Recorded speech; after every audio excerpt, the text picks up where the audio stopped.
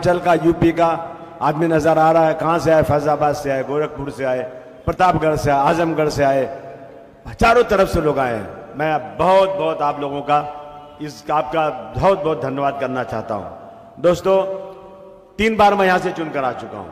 नरेंद्र भाई पहली बार चुन के आया तो 15,000 वोटों से ज्यादा चुन के आया, दूसरी बार 25,000 वोट से चुन के आया, तीसरी बार 35,000 वोट से ज्यादा चुनकर आया। यानी अगर एंटी इनकम्बेंसी होती तो एक बार जीता, दूसरी बार हार जाता, कम वोट मिलता, तीसरी बार 3 बार मुझे बहुत ताकत से जिताया है। मैं आपका बहुत बहुत शुक्रिया अदा करना चाहता हूं। यहां पानी नहीं आता था, जब मैं आया तो लोग कहे पानी लाओगे पहले तो देंगे वोट। मैंने कहा पहले जिताओगे तब पानी लाऊंगा। भाई हथियार ही नहीं मेरे पास तो कैसा लाऊंगा मैं। लेकिन मैंने ये वादा किया था कि जिस तरह से एक इंसान को पानी नहीं मिलने से उसकी मौत याद आती हो, उसकी जान निकल जाने का खतरा हो, मैं आपको यकीन दिलाता हूं उसी प्यास को लेकर मैं पानी की कोशिश करूंगा। अल्हम्दुलिल्लाह 90 दिन के अंदर पानी यहां गोंडी में आ गया। आया कि नहीं आया? हाथ उठाकर बोलो आप। मेरे नेता को बताओ कि मैंने काम किया कि नहीं किया। यहां की सारी सड़कें खराब थी, एक भी सड़क अच्छी नहीं थी, सारी सड़कें बन गई।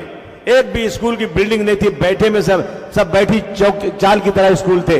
सारे स्कूल बन गए कि नहीं बन गए? बोलिए आप लोग। और आप सुन लीजिए, शौचालय अगर आप देखेंगे इंटरनेट पर, पूरे मुंबई महानगर पालिका में सबसे ज्यादा शौचालय कहीं बना है ना तो मानखुर्द शिवाजी नगर में बना है। सर क्या हुआ, एक दिन हमारे मुख्यमंत्री जी आए अंदर हाउस में, कहने लगे हमारे लिए बहुत अच्छी सूचना है, हमें एक सर्टिफिकेट मिला है कि मुंबई में कोई भी खुले में शौच नहीं करता। मैं खड़ा हो गया, मैंने कहा झूठ बोल रहे हैं आप, मैं झूठ बोल रहे हैं आप आइए मेरे साथ। लोकल ट्रेन के डिब्बे में एक तरफ मैं बैठता हूं, एक तरफ आप बैठते हैं। मैं दिखाता हूं सुबह कितने लोग बेचारे लोटा लेके गर्दन नीचे लिए बैठे रहते हैं। और मैंने उसी वक्त मेरे आदमी को फोन किया गयासुद्दीन को कि जा देख कोई बैठा हुआ तो फोटो खींच दे। तो उसने, मैंने कहा सामने से मत खींचना तो मारेगा तुमको। उसने जाकर फोटो खींचा, 5 फोटो आया। मैंने कहा ये दिन की फोटो है मुख्यमंत्री, देख लो तू। उन्होंने कमिश्नर से कहा अबू आसिम के यहां जितने टॉयलेट की जरूरत है फौरन बना दो। और सबसे ज्यादा टॉयलेट मैंने मानखुर्द शिवाजी नगर में बनाया। तालियां बजाकर स्वागत करो। बहुत सारी बातें हैं दोस्तों। आज हालात ये है दोस्तों, 2014 के पहले कभी आपने लव जिहाद नाम का नहीं सुना होगा। सुना किसी ने लव जिहाद 2000 के पहले? नहीं, ये आकर के मुस्लिम हिंदू को लड़ा रहे हैं। अरे कितने लोगों ने 18 साल की उम्र के बाद, 18 जब बालिग हो गए तो किसी ने हिंदू से शादी किया, किसी ने मुसलमान से शादी किया, लेकिन आज तक किसी ने बोला नहीं। क्योंकि बाबा साहब अम्बेडकर का कानून कहता है कि 18 साल के बाद का इंसान चाहे अपना मजहब बदले, चाहे कहीं शादी करे, उसके माँ बाप भी उसको रोक नहीं सकते। इन लोगों ने, धर्मेंद्र भाई, इन लोगों ने जहां भी किसी मुसलमान ने लड़की से शादी कर लिया, हिंदू लड़की से, जाकर उसका घर बर्बाद कर दिया, उसको मार दिया, जान से भी मार दिया। यह हालत है। और अगर हिंदू ने कोई शादी किया मुसलमान से तो ये लोग उसको 2 लाख रुपया देंगे, उसको नौकरी देंगे और बुलाकर उसको फूल और फूलों की माला पहनाएंगे। ये देश में कैसे चलेगा? मुझे बताओ दोस्तों, तुम समझाओ, ये किसके राज में हो रहा है? ये बीजेपी के राज में हो रहा है कि नहीं हो रहा है? जोर से बोलो। एनआरसी लाएंगे, लोगों के दादा का सर्टिफिकेट चेक करेंगे। मैं अमेरिका चला जाऊं, मेरा बच्चा पैदा हो जाए, उसी दिन उसको नेशनलिटी मिल जाती है। जो जहां जाता है दुनिया में, अच्छे डेवलप्ड कंट्रीज में, जो जहां गया वहां बच्चा पैदा हुआ उसको नेशनलिटी मिलती है। मेरे यहां बाप दादा दादा के दादा पैदा हुए और ये मोदी और योगी कहते हैं मैं इनकी सर्टिफिकेट चेक करूंगा। दुनिया में कोई भी कहीं से आ सकता है, लेकिन मुसलमान नहीं आ सकता। मुसलमानों ने क्या गलती किया है? हमी को कातिल कहे कि दुनिया हमारा ही कत्लेआम होगा, हमी को कातिल कहे कि दुनिया हमारा ही कत्लेआम होगा, हम ही कुआं खोदते फिरेंगे और इस कुएं का पानी हम ही पे हराम होगा। मुझे यह डर है कि इस सदी में अगर यही जहनियत रही, न कोई अब्दुल कलाम होगा, न कोई अब्दुल हमीद होगा। हालात बहुत खराब हैं। एक लड़का है नारायण राणे का, कहता है कि मैं मस्जिद में घुस के मारूंगा मुसलमानों को। क्यों मारोगे भाई? हमने क्या गलती किया है? तुम मुसलमान हो, मस्जिद में नमाज पढ़ते हो, तुमको नमाज नहीं पढ़ने दूंगा, मैं माइक निकलवा दूंगा मस्जिद का। क्यों निकलवा दोगे भाई? इस देश को आजाद कराने में हमने कौन सी कसर छोड़ी है? मैं उस दिन देख रहा था कि इस देश को आजाद कराने में जितना लोगों ने किया है उससे मुसलमानों ने कहीं कम नहीं किया है। एक अखलाक को मार दिया, सरकार थी अखिलेश भाई की, उसको मार दिया अखलाक को कि घर में गोश्त है, जब गोश्त का टेस्ट किया गया तो गाय का गोश्त नहीं था, लेकिन उसकी जान से मार दिया उसको। पहलू खान को मार दिया, अलीमुद्दीन को मार दिया, जुनैद को मार दिया, कासिम को मार दिया, न जाने कितने लोगों को इन लोगों ने गाय और बैल के नाम पर मार दिया। मुझे बताओ आप, क्या 2014 के पहले ये होता था देश में? कभी नहीं होता था। हमारी अल्लाह ने फरमाया, ऐ रसूल अपनी औरतों से कह दो जब घर से बाहर निकले तो सर से पैर तक पर्दा कर लें, चादर ओढ़ लें। रसूल अपने मर्दों से कह दो कि जब घर से बाहर निकले नजर नीची करके चलें। आज बच्चियां बुर्का पहन के जा रही है स्कूल में, उनके इस बुर्के को उतारा जा रहा है, बुर्के पे बैंड लगाने की कोशिश की जा रही है। बताओ ये पहले क्या 2014 के पहले कभी हुआ था? कब हुआ? जब बीजेपी की सरकार आई। कहते दुनिया में जितने लोग हैं एहतराम के काबिल, दुनिया में जितने लोग हैं एहतराम के काबिल, मैं सबको मानता हूं मगर मुस्तफा के बाद हुजूर सल्लल्लाहु अलैहि वसल्लम। आप जितने लोग स्टेज पे बैठे हैं सुन लीजिए, अगर किसी मुस्लिम कंट्री में, अरब कंट्री में हुजूर सल्लल्लाहु अलैहि वसल्लम के खिलाफ किसी ने गुस्ताखी किया होगा तो फांसी के फंदे पर चढ़ा दिया जाता। यही नहीं, छत्रपति शिवाजी महाराज की मां के नाम जेम्स लेन ने एक नावल लिख दिया था। वो नावल पूना की लाइब्रेरी में आई। हमारे महाराष्ट्रियन भाइयों ने छत्रपति शिवाजी महाराज की मां को अपमानित करने वाली नावल हम बर्दाश्त नहीं कर सकते, पूरी जाकर के पूरी लाइब्रेरी को जला दिया। और हमारे होम मिनिस्टर आर पाटिल साहब ने कहा कि हम जेम्स लेन को अमेरिका से लाएंगे, मुकदमा चलाएंगे। और मेरे रसूलुल्लाह को, जिनके लिए मैं अपनी जान दे सकता हूं, आप जान दे सकते हैं? नहीं दे सकते हैं? उठाकर हाथ बोलो, अगर हुजूर की शान में गुस्ताखी हुई जान दोगे कि नहीं दोगे? जिसने गुस्ताखी किया, मुख्यमंत्री और अजीत पवार अपने बगल में बिठाकर कहते हैं कि आप फिक्र मत करो, आपका बाल बांका नहीं होगा। एक तिवारी नाम का आदमी था यूपी में, हमारी सरकार थी, अखिलेश भाई ने मार मार कर डंडा जेल में भेज दिया और कोई कानून नहीं था तो गुंडा एक लगा दिया, कई महीने तक जेल में पड़ा रहा। एक ये सरकार है, कहते कि हम इसको जो है आपका हमारा पूरा सपोर्ट है, आपका कुछ नहीं होगा। ये देश में चल रहा है आज। मैं तो उस दिन बहुत परेशान हुआ, बहुत रोया मैं उस दिन। एक बच्चा, छोटा सा बच्चा जिसकी उम्र 8 साल की होगी, प्रिया जी आपने देखा होगा, उसको खड़ा किया टीचर ने और कहा, दूसरे बच्चों से कहा, नॉन मुस्लिम बच्चों से, आओ इसको मारो। क्यों मारो? ये हिंदू है, ये मुस्लिम है।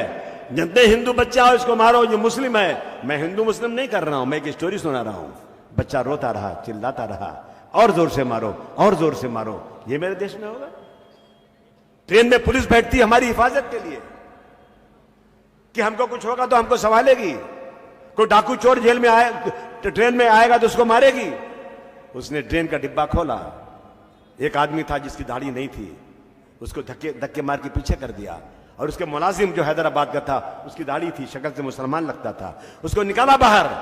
3 लोगों को निकाला, तीनों को गोली मार दिया और कहा कि इस देश में रहना है तो मोदी और योगी बोलना पड़ेगा। आज तक कुछ पता नहीं चला क्या हुआ। उसको तो उसी दिन ऐसा मुकदमा करना चाहिए कि जिंदगी में जेल से बाहर ना आने पाए। ये देश में हो रहा है दोस्तों। इस देश की आजादी में क्या हमने काम नहीं किया?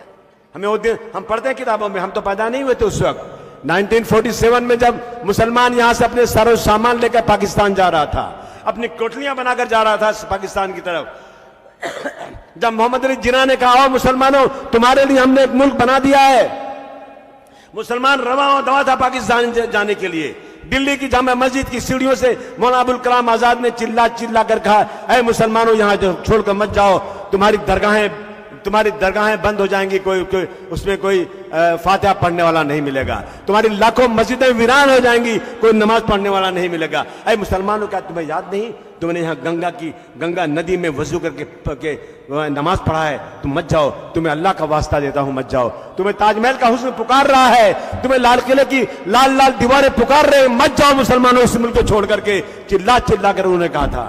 मुसलमान रुक गया था कि मुसलमानों को इंसाफ मिलेगा। कौन सा इंसाफ मिला हमें आज तक? क्या इंसाफ मिला?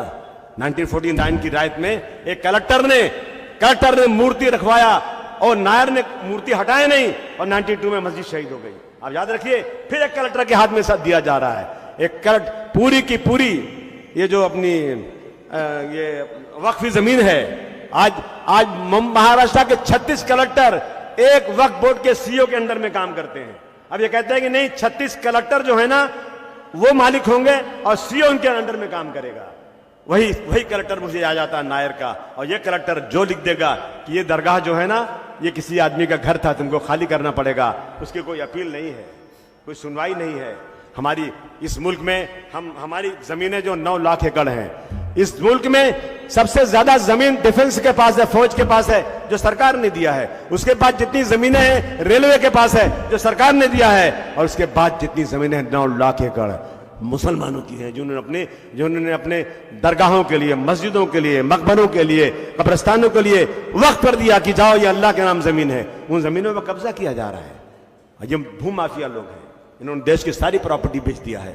अब कहते हैं, ये कह रहे हैं अमित शाह कि कुछ भी हो जाएगा मैं वक्फ बोर्ड की बिल में अमेंडमेंट लाऊंगा। अमित शाह, तेरा सपना समाजवादी पूरा कभी नहीं होने देगी, इंशाअल्लाह कभी नहीं होने देगी। मुझे याद है श्री मुलायम सिंह यादव जी के वंशज के लोग बैठे यहां पर, वो मर्द आहन मुलायम सिंह यादव, याद करो जब मुलायम सिंह यादव ने मस्जिद को बचाने के लिए इतनी बड़ी कुर्बानी दिया था, तो लोगों ने कहा था कि शायद ये किसी मुसलमान की औलाद है। मुलायम सिंह ने कहा कि शायद इसी बहाने मुझे भगवान और अल्लाह माफ कर देगा। मुलायम सिंह के पैर नहीं टकमकाए, उसी परिवार के लोग यहां बैठे हैं। तालियां बजाकर स्वागत करो इनका। ये एहसान कभी हम नहीं भूल सकते, रहती दुनिया तक एहसान नहीं, मैं नहीं बल्कि इस देश के सबसे बड़े आलिम अली मियां नदवी साहब ने किताब में लिख दिया मुलायम सिंह यादव जी का नाम, जो रहती दुनिया तक रहेगा कि मुलायम सिंह यादव ने जो कदम उठाया था मुसलमानों की हिफाजत के लिए, शायद ये दिन ये कभी क़यामत तक कोई भूल नहीं सकता इस बात को। इसलिए दोस्तों, मैं आपके बीच में आया हूं, आपके बीच में आया हूं आज। मैं इन गद्दारों को बताना चाहता हूं कि हमने इस देश की आजादी के लिए बहुत काम किया है। इनकलाब जिंदाबाद का नारा देने वाला कौन है? इनकलाब जिंदाबाद का नारा देने वाले का नाम है हसरत मोहानी, वो भी मुसलमान थे, वो कोई नरेंद्र मोदी के परिवार के नहीं थे। भारत छोड़ो का नारा देने वाले यूसुफ मेहर अली, वो भी मुसलमान थे। क्विट इंडिया मूवमेंट चलाने वाले यूसुफ मेहर अली साहब थे। जय हिंद आज बोलती है पुलिस ना, मिलिट्री बोलती जय हिंद। जय हिंद का नारा देने वाले का नाम भी था आबिद हुसैन साफरानी। इन्होंने जय हिंद का नारा दिया जो आज तक चलता है। सारे जहां से अच्छा हिंदुस्तान हमारा, हम बुलबुले हैं उसके, ये गुलसिता हमारा, ये गीत भी देने वाले अल्लामा इकबाल साहब थे। तालियां बजाओ, सब मुसलमानों ने करके दिखाया है। मादरे वतन जिंदाबाद। कोई कहता है कि हम जो है ना भारत माता की जय नहीं बोलेंगे, मैं बोलूंगा। मैं इसलिए बोलूंगा कि मेरे उस वक्त 1857 में अजीमुल्लाह खान साहब ने कहा था कि मादरे वतन जिंदाबाद, मादरे वतन भारत माता जिंदाबाद, जय हो। मादरे वतन जिंदाबाद का नारा किसने दिया था? आज तुम दे रहे हो। अजीमुल्लाह खान ने 1857 में दिया था। तिरंगे का रंग जो आज है किसका दिया हुआ है? ये भी मुसलमान का दिया हुआ है, सुरैया आबिद अली का, ये सुरैया तैयब अली। और कहते हैं शरफरोशी की तमन्ना अब हमारे दिल में है, देखना है जोर कितना बाजुए कातिल में है। ये भी मुसलमान ने दिया था, नरेंद्र मोदी तुम्हारे परिवार ने नहीं दिया था। आज हमारे साथ जानबूझ के ये हो रहा है। मैं पूछना चाहता हूं कि हुजूर सल्लल्लाहु अलैहि वसल्लम के बारे में जो गलत बात करे और मुख्यमंत्री और डिप्टी मुख्यमंत्री उसको बचाएं, उसको वोट दोगे? अरे तुमको अपने इलाके में घुसने में नहीं देना चाहिए। अपने इलाके में ऐसे नापाक कदम को घुसने में मत दो जो हुजूर सल्लल्लाहु अलैहि वसल्लम के बारे में गलत बात करे और उसके बारे उन्हें वोट मांगने वो लोग आए। इसलिए दोस्तों मैं कहना चाहता हूं आपसे, जब अब पिछली बार हुआ सर ना कि अब की बात 400 पार, अब की बात 400 पार, इंडिया अलायंस बन गया ना, सब मिल गए एक साथ में, तो धड़ाम से नीचे करके आ गए 240 पे। और ये इलाका है ना, पूरा ये इलाका, संजय पाटिल साहब लड़ रहे थे उद्धव जी की पार्टी से, हर जगह से हारते हुए आए थे, यहां से 1.5 लाख वोट मिला। तो उनको लगा कि यार मुसलमानों ने बचा लिया उसको। मुसलमान सबसे बड़ा सेकुलर है इस देश का, वो कभी नहीं देखता हिंदू मुसलमान। उसने देखा कि जो 2014 के बाद लड़कियों का बुर्का बैंड करना चाहते हैं, मुसलमानों को निकाल देना चाहते हैं, हुजूर की सामने गुस्ताखी कर रहे हैं, उसको हम जीतने नहीं देंगे। तो उनको लगा यार कि ये एरिया से अपने को वोट तो मिलेगा नहीं, तो वोट को बांट दो, वोट को बांट दो। इसलिए उन्होंने 2 को भेज दिया, एक घड़ी वाले को भेज दिया, एक तीर और धनुष वाले को भेज दिया। पूरे महाराष्ट्र में 2 एक साथ नहीं है।